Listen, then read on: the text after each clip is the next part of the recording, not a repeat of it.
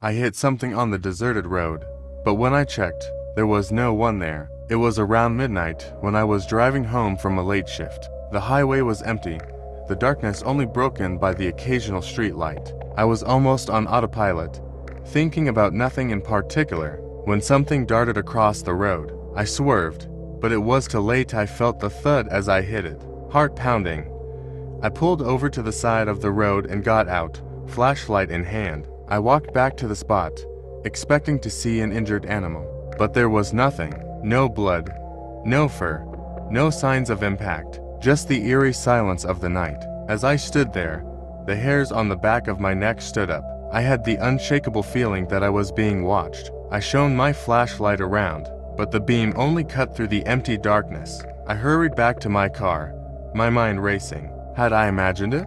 Was I so tired that I had hallucinated? I got back into the driver's seat and locked the doors, taking a moment to calm myself before driving off. About 10 minutes later, I saw headlights in my rearview mirror. They appeared out of nowhere, getting closer and closer. I could tell by the erratic driving that something was off.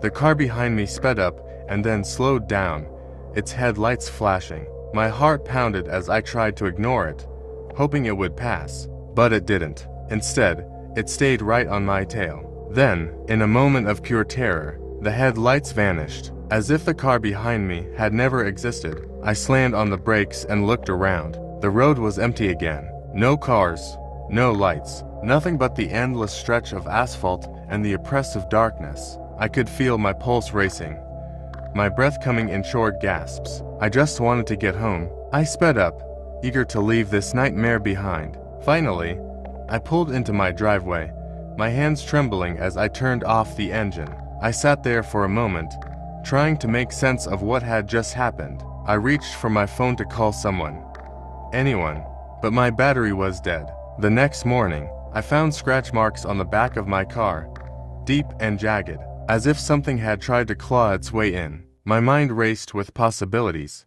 but I couldn't shake the feeling that whatever I hit, or whatever had followed me, was still out there. If something like this can happen on a simple drive home, what other horrors might be lurking on the roads we travel every day?